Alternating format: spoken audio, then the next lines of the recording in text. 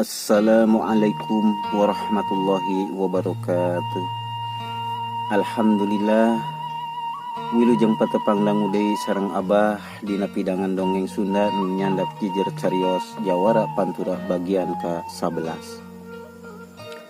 Kumaha daramang dulur-dulur Abah sadayana? Alhamdulillah upami daramang sadayana mah mudah-mudahan urang sadayana aya dina panangtayungan Allah Subhanahu wa ta'ala.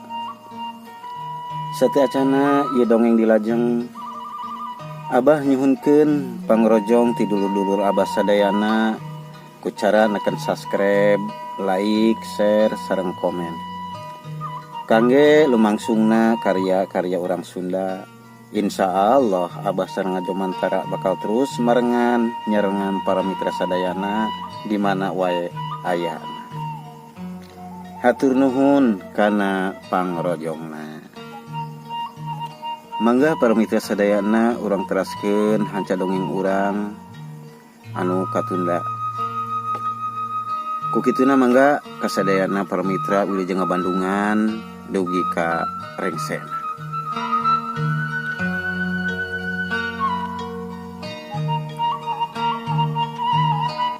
Cag urang teuneun dihandelem sieum geusan sampeureun, cag urang tunda dihanjuang siang geusan alaeun paranti nyokot ninggalkeun.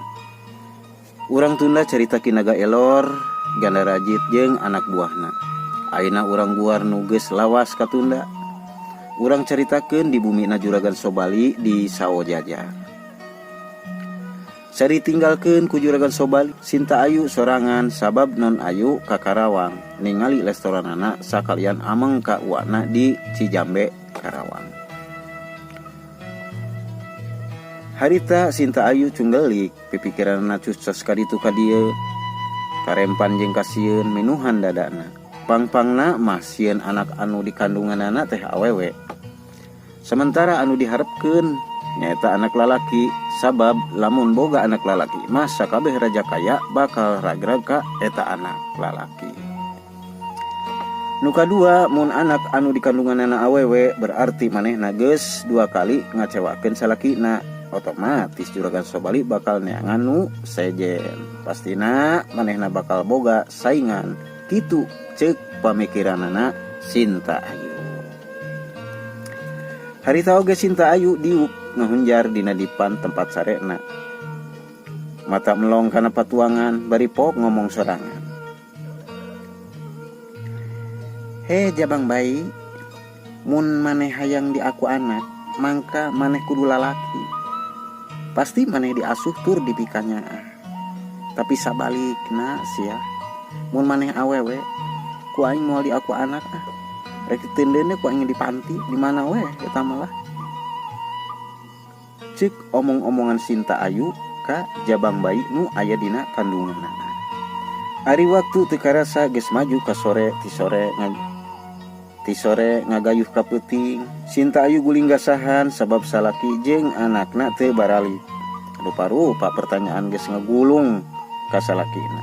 Komo nalika manehna telepon ka perkebonan mah, tapi teleponna malah error. Hatena beuki pabaliu.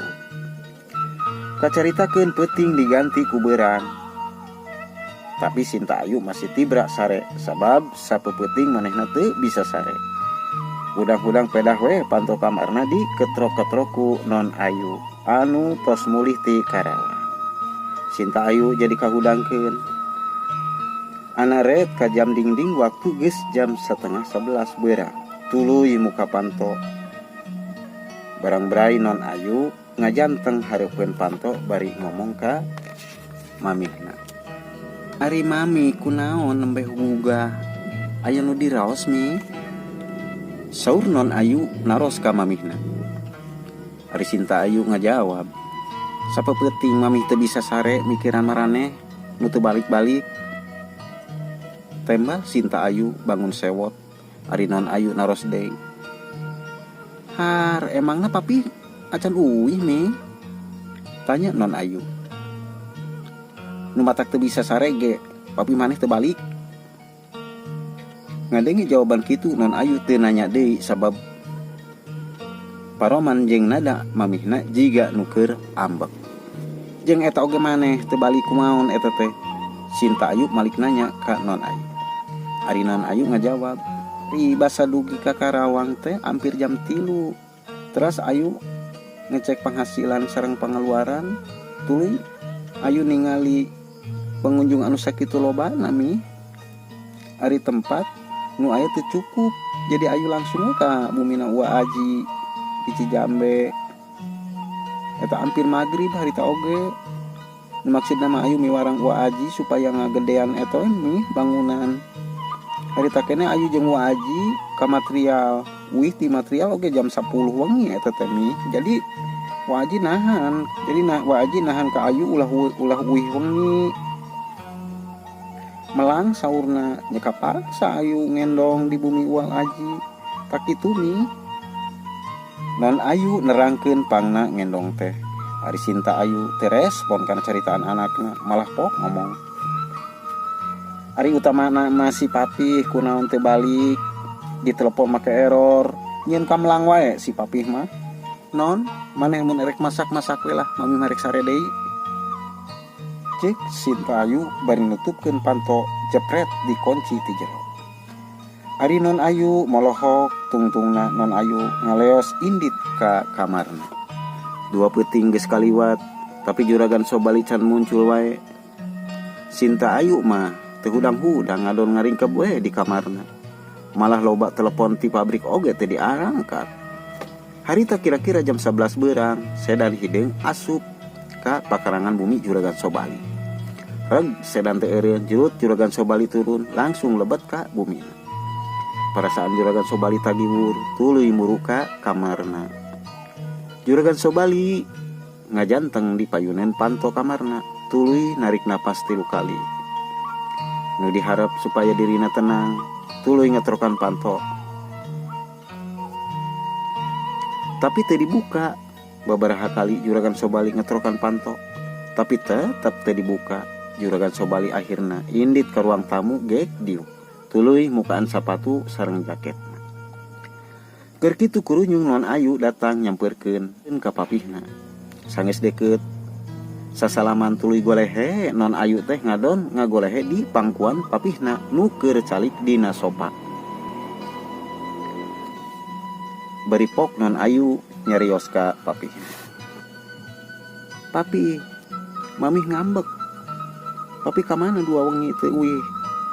Cik Non Ayu bari tetep ngedeng dina pangkuan. Ari juragan Sobali lain ngajawab pertanyaan putrina, malah nanya nu lain. Kumaha perkembangan restoran kamu, Non?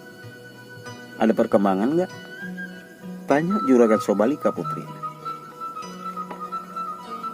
Justru tapi kemarin Non teu uih sawengi teh, jadi di bumi mami sorangan. Marah lah kan Non. Emang kamu tuh pulang ada apa?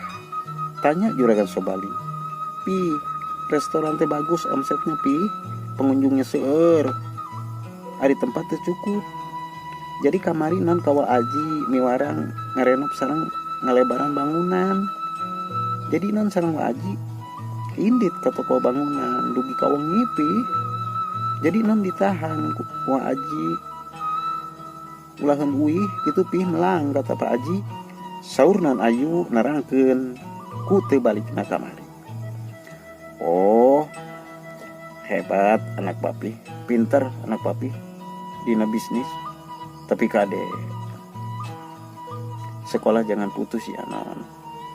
Sebab ilmu itu penting buat kehidupan masa depan.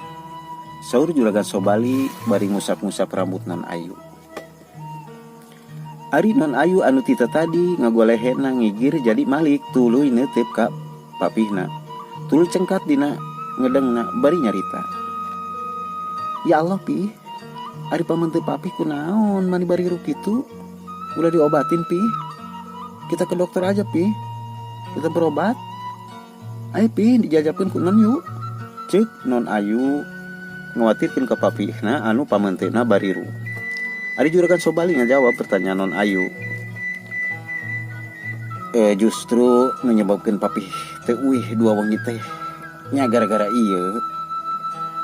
Cik juragan Sobali bari nunjuk ka raraina. Papih dirampok, bahkan papih rek dibunuh. Untung Allah masih mercayakan papih hirup. Papih ditulungan ku kurang lembur eta. Nya 2 poe papih ngajoprakna oge, termasuk si Janggel. Komo maneh nama parah tak itu non keterangan anak. Cik Juragan Sobali cacarita ka putrina bari loba anu disumputkeun. Non ayu nubruk ka papihna nyuuh bari rambisaku cimata sabab ngarasa sieun mun kalengitan papihna. Juragan Sobali nyarita deui. Tos mah non tong nangis da papih masih aya terus salamet. Upama emang mami ngambek eta hal wajar.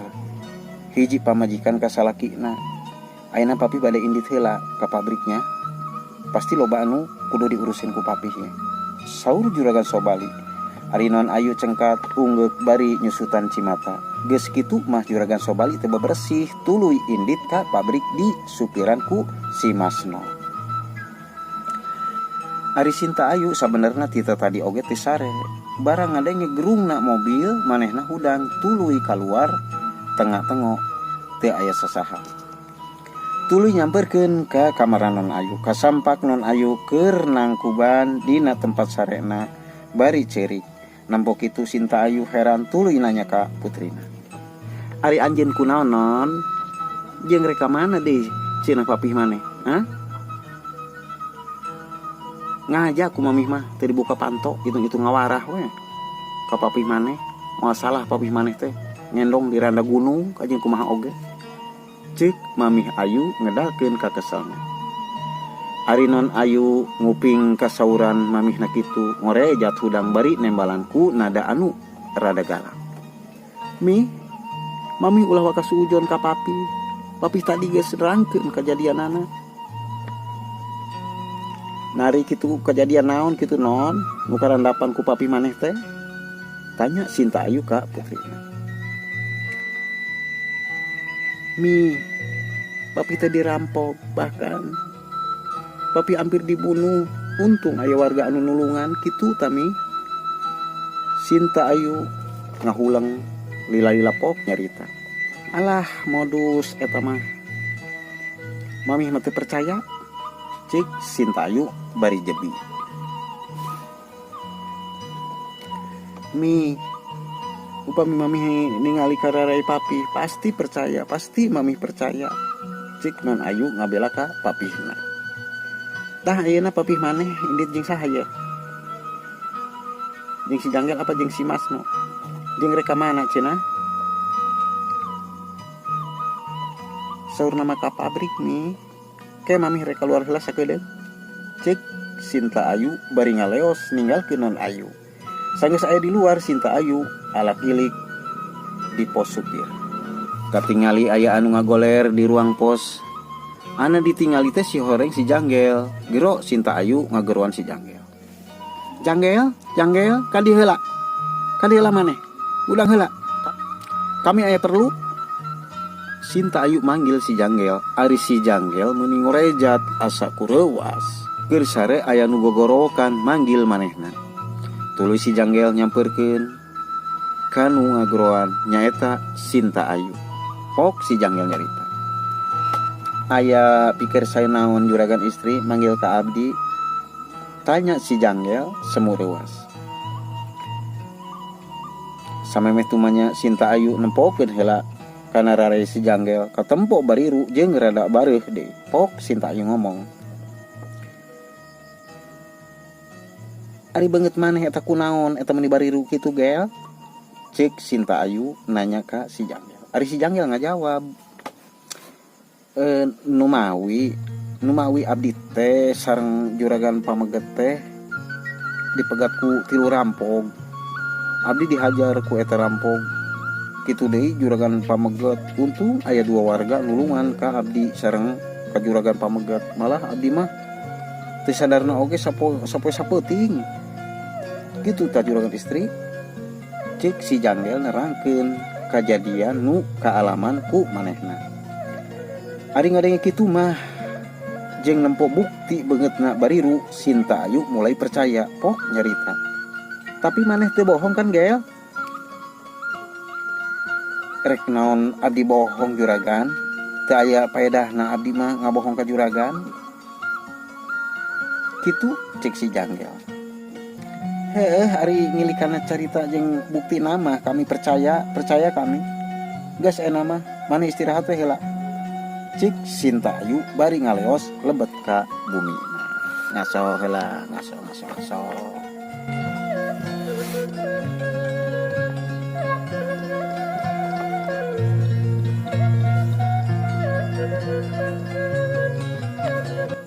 Mangga urang teraskeun. Ari geus meunang informasi kitu mah hate Sinta Ayu rada tenang. Teu jiga samemehna, geus kitu mah Sinta Ayu kaprak-keprek nyadiakeun katuangan kangge carogena. Biki lila waktu bikin nyerelek teu karasa geus wanci lohor di luar kadenge suara mobil nu asup ka pakarangan. Jerut juragan Sobari turun ti mobil langsung lebet ka bumina. Gek diuk di sofa bari mukaan sapatu jeung baju batikna. Keur kitu terojol Sinta Ayu gek diuk digigireun carogena. Pok Sinta Ayu nyarita. Tadi si Janggel jeung si Non tos nyarita sadayana, ayeuna mamih minta maaf ka papi ku ayana sikap mamih tadi. Cik Sinta Ayu bari neuteup ka rarai juragan Sobali anu masih bariru. Juragan Sobali teu buru-buru ngajawab, anggur manehna nyarande dina kursi. Bangun anu capek, tur lungsek. Lami-lami juragan Sobali nyarita. Mi, hampura papi teu buru-buru uih kamari kusabab nya tak kejadian seperti kitu kami. Nguping kasauran carogena kitu, gabrug Sinta Ayu ngagabrug ka carogena bari nyenta di hampura.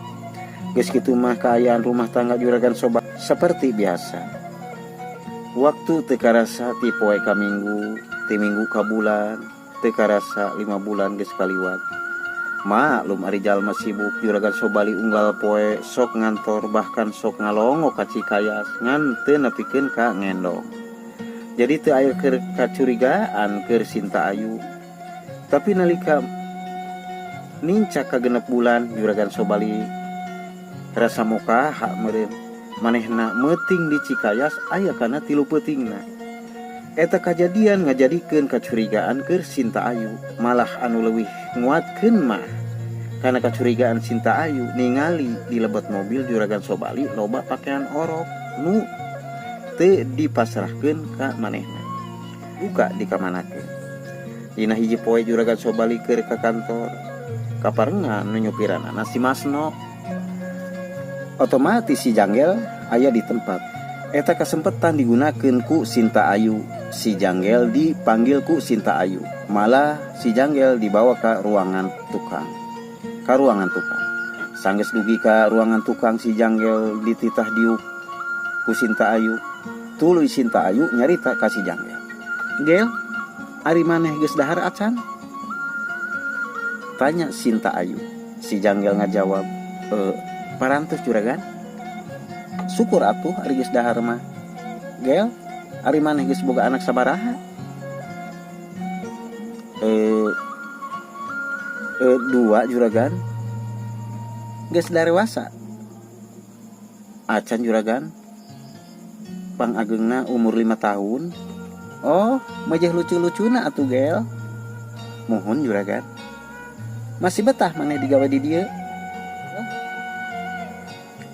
Kantenan juragan. Tah mun kitu jawab ku maneh sing jujurnya. Sing jujur ya. Urang mana nu geus dikawin ku salaki kami? Jawab. Urang mana nu geus dikawin ku salaki kami? Jawab. Waktosna para mitra sadayana. Cag urang tunda guaran dongeng urang ieu. Insyaallah urang patepang dangu deui di waktu sarenggalura anu sami. Ku kituna abah nyuhkeun dihapunten tina kalepatan kakirangan abah. Mangga atuh kasadayana permios.